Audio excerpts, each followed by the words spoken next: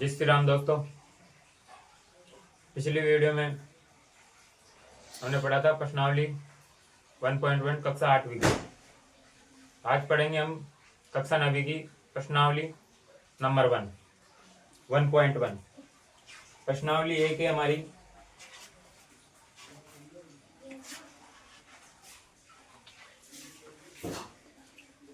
अध्याय 1 क्या है अपना?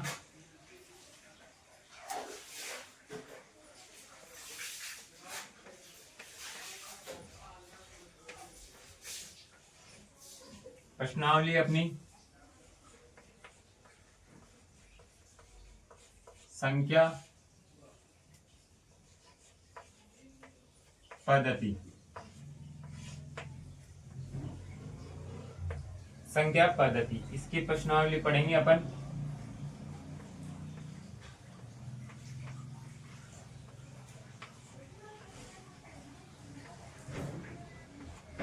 प्रश्नावली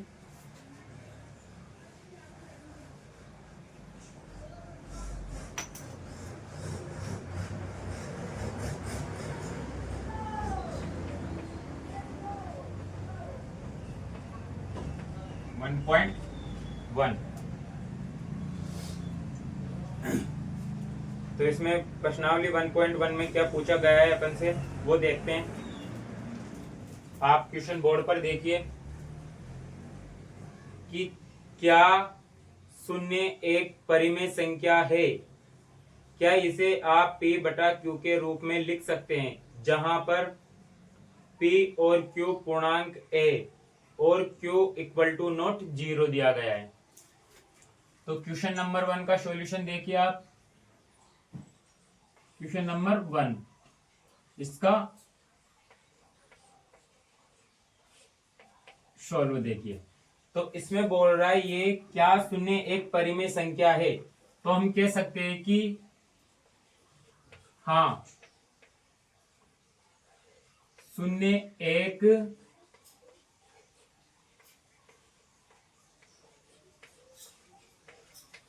परिमेय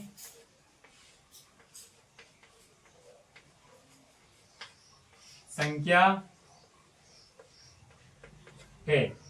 उसके बाद क्यों इसे आप P बटा Q के रूप में लिख सकते हैं?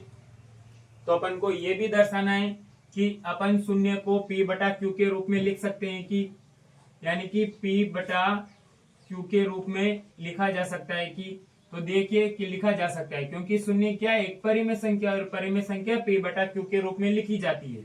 तो यहाँ पर लिख सकते हैं अपन 0 बटा 1, 0 बटा 2 और 0 बटा 3। आगे भी अपन लिख सकते हैं ये। और यहां पर बोल रहे हैं कि Q इक्वल टू नॉट 0 होना चाहिए। तो अपने 0 कहीं पर भी नहीं आ रहा है। आप एक चीज और नोटिस करो कि Q का मान आप इसमें ऋणात्मक भी ले सकते हो, तब भी ये परिमेय संख्या ही होगी। क्वेश्चन नंबर दूसरा है अपना कि 3 और 4 के बीच में 6 परिमेय संख्या ज्ञात करो। 3 और 4 के बीच में 6 परिमेय संख्या ज्ञात करनी है अपन को। क्वेश्चन नंबर दूसरा आपको बोर्ड पर दिख ही रहा है कि 6 और 4 के बीच में 6 परिमेय संख्या ज्ञात करनी है। किस किस के बीच में करनी है? 3 और 4 के बीच में 6 परिमेय संख्या।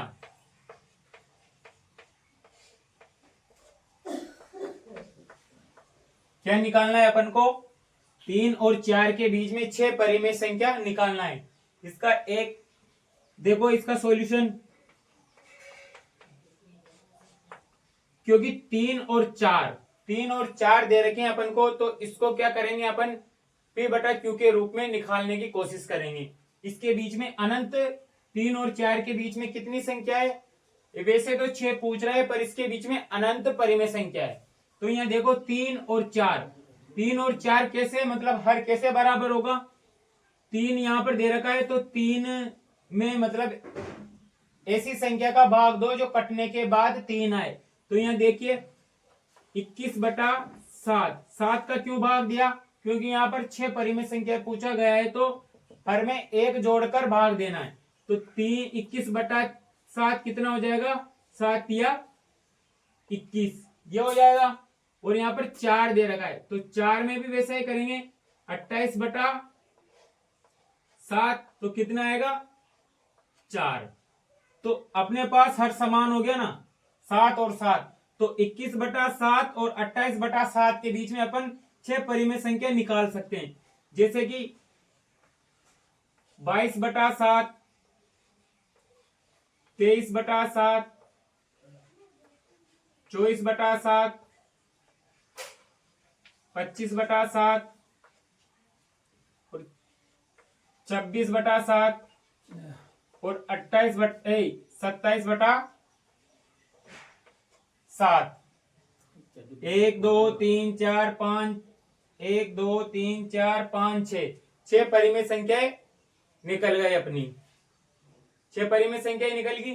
अब इसके बाद तो पहला सवाल हो गया अपना, दूसरा सवाल हो गया, आप इसे नोट कर लो क्योंकि यहां पर जगह नहीं है इसलिए मैं यहां पर से इनको हटा रहा हूं।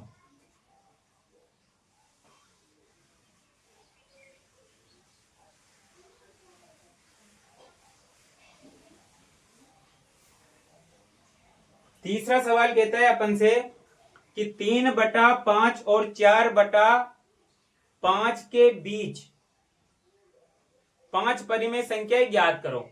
अब किस किस के बीच में करवा रहा है वो, क्वेश्चन नंबर तीसरे का सॉल्यूशन देखो। क्वेश्चन नंबर तीसरा कि यानी कि 3/5 और यहां पर दे रखा है 4/5 के मध्य, क्या दे रखा है, यानी कि 5 परिमेय संख्या निकालने की बोल रहा है।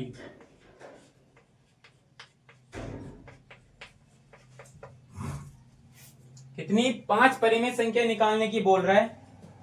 तो आप ऐसा करो कि 3/5 और 4/5 दे रखा है तो हर समान कर लो, किसी भी कंडीशन में हर समान कर लो, उनके बीच की परिमेय संख्या निकल जाएगी। एक फॉर्मूला ये भी होता है इसके बाद वाला इन दोनों के बीच में 5 परिमेय संख्या निकालने का, पर वो क्या हो, बड़ी मेथड हो जाती है।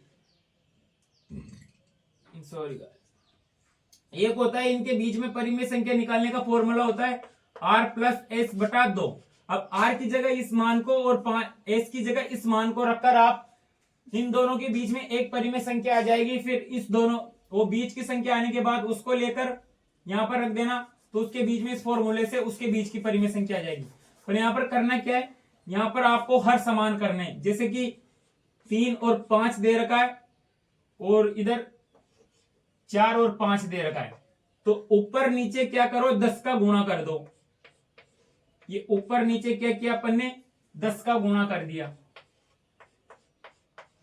तो इससे क्या होगा, इससे अपने हर समान हो गए। देख लो यहां पर तो आ गया 30 और यहां आ गया 50 और यहां आ गया अपने पास 40 और यहां आ गया नीचे 50। अब इनके मध्य परिमेय संख्या निकाल लो, 5 ही तो निकालनी है। 30 दे रखा है तो एक तो हो जाएगी 31/50, 32/50, 33/50 और 34/50 और 35/50। ये अपनी परिमेय संख्या आ गई। क्वेश्चन नंबर तीसरा है, उसके बीच में 5 ही परिमेय संख्या पूछी है, तो 5 परिमेय संख्या निकल गई अपने।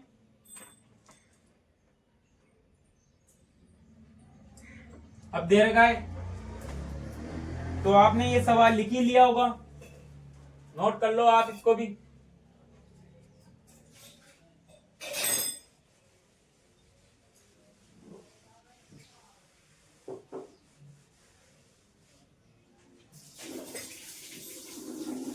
अब यहां देखो क्वेश्चन नंबर 4।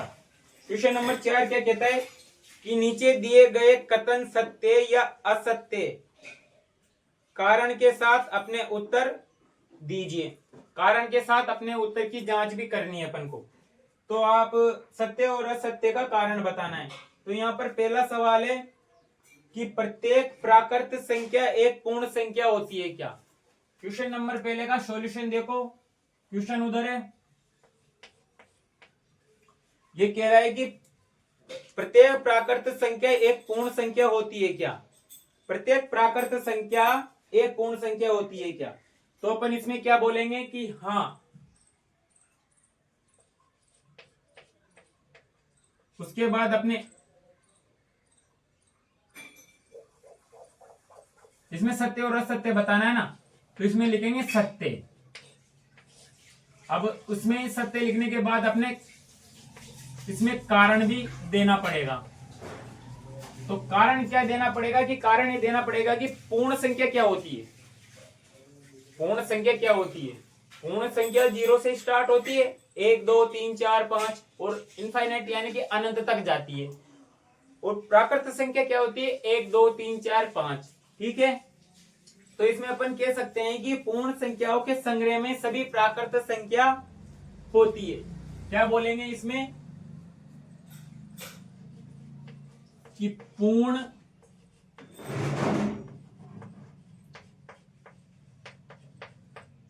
संख्याओं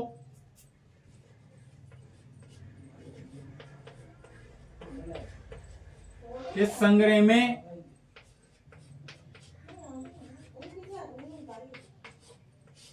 सभी प्राकृत संख्या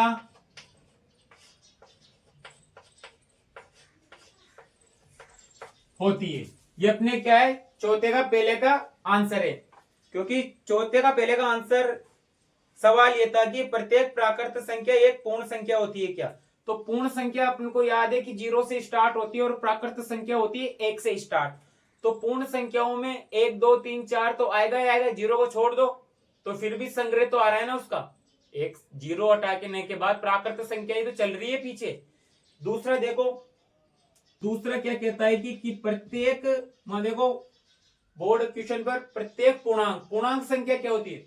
पहले अपन यहां लिखते हैं पूर्णांक संख्या।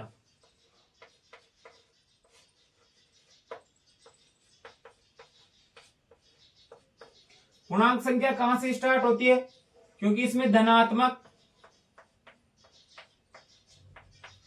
और ऋणात्मक दोनों मान आते हैं। 0 यहां पर न्यूट्रल होता है और उसके बाद में पूर्ण संख्या।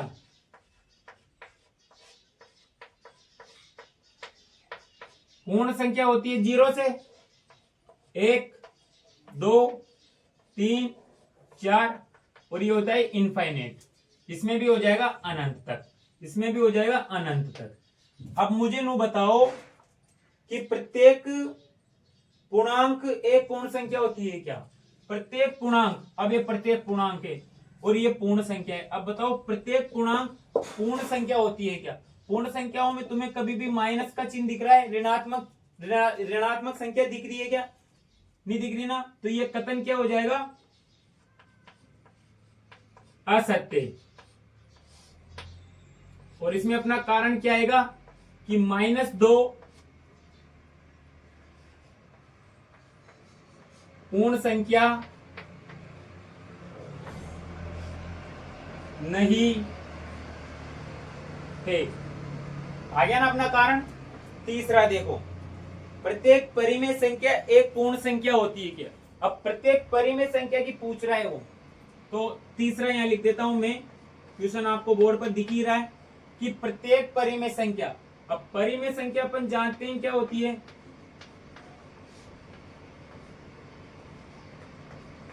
परिमेय संख्या, परिमेय संख्या को P बटा Q के रूप में लिखा जाता है और Q बराबर इक्वल टू नॉट 0 होता है, क्योंकि Q की जगह अपन 0 नहीं ले सकते। 0 लेने का कारण है क्योंकि 0 लेने के बाद वो क्या हो जाता है? अपरिभाषित हो जाता है, यानी कि उसका कोई मान ही नहीं होता। तो परिमेय संख्या अपन P बटा Q के रूप में लिख सकते हैं, जैसे कि आप कैसे भी ले लो, 1/2, 3/5, 6/4, इसको काट के छोटा भी कर सकते हैं। उसके बाद में 3/7, ये क्या है? अपनी पूरी परिमेय संख्या। और पूर्ण संख्या मैंने आपको पहले ऊपर ही बता दी। तो इसमें यही तो पूछ रहा है कि प्रत्येक परिमेय संख्या एक पूर्ण संख्या होती है क्या? अब मुझे नो बताओ कि ये परिमेय संख्या है 1/2, 3/5, 6/4 और 3/7। अब ऐसी संख्या आपको पूर्ण संख्याओं में दिख रही है क्या? ऐसी संख्या आपको पूर्ण संख्याओं में दिख रही है क्या, ये बताओ मुझे। परिमेय संख्या में p बटा q के रूप में तो अपन लिख सकते हैं, पर पूर्ण संख्या में p बटा q के रूप में थोड़ी लिख सकते हैं, एक बटा थोड़ी लिख सकते हैं। तो अपना इसका आंसर क्या आएगा कि असत्य। असत्य अपना आंसर आएगा, क्योंकि इसमें कारण दे सकते हैं अपन। कारण क्या देंगे कि 1/2 परिमेय संख्या है बट 1/2 पूर्ण संख्या नहीं है। तो गाइस अपनी प्रश्नावली 1.1 पूरी हो गई। अब अपन इसके बाद में आगे की प्रश्नावली इसी तरह से सोल्व करेंगे। आपको एक इसके बाद दूसरी प्रश्नावली मिल जाएगी, 1.2 मिल जाएगी, 1.3 मिल जाएगी। आप चैनल पर बने रहिए। वीडियो अच्छी लगे तो चैनल को सब्सक्राइब, लाइक, कमेंट, शेयर जरूर करें। जय श्री राम।